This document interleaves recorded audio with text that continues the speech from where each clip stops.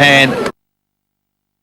Bairstow will be rested tonight at training but is expected to be ready to resume after suffering from a virus. And at St Kilda, other than Frawley, Sean Ralphsmith has an injured ankle, but he is also expected to be right to play against the Bulldogs. Meantime, the Hawthorn players arrived back in Melbourne in the early hours of this morning, sore and disappointed but not disgraced. And as Stephen Quartermain reports, the wake is still continuing. Hawthorn yesterday lost its chance to defend its premiership when it went down to the Eagles by 13 points. However, no one could question the players' hearts. They went down fighting, but injuries and tired legs took their toll in the final quarter.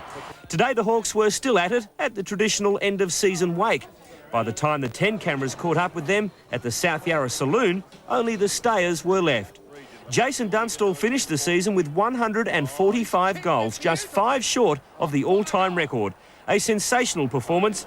Dunstall, though, could not hide his disappointment today and thinks West Coast will go on and win the flag. You know, we had the opportunity to go through for the double chance, but Eagles have got it, and I think they'll win from now. You think the Eagles are favourites? I think they will.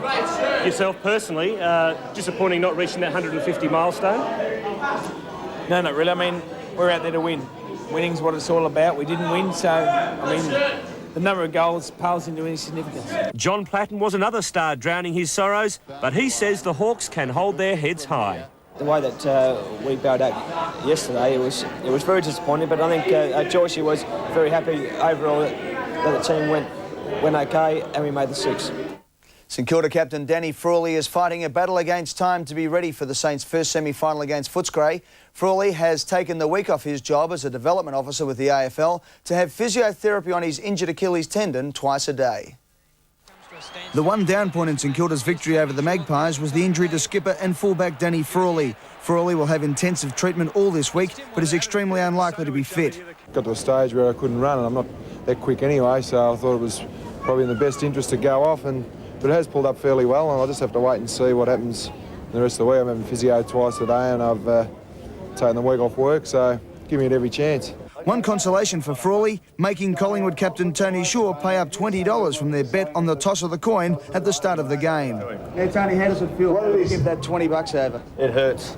It really hurts. Matter of fact, I've had a good run with the toss this year, but after losing on Saturday, I thought I'd better pay him. Shaw will consider his position over the summer, but is keen to continue for another year at Collingwood and predicts Peter Dacos will remain at Victoria Park. Look, Dakes is a champion. He'll come back. There's no doubt about that. And you've got to wear him, you know. Everybody gets criticised at certain times. It's those who come back, and there's no doubt Dakes will. The Sydney Swans have named Paul Kelly their best and fairest player for 1992. Kelly, recruited in 1990 from Wagga, finished third in the award last year. The 23-year-old played every game this season and was a clear-cut winner from rover Barry Mitchell, ruckman Brad Tunbridge and forward Simon Minton-Connell.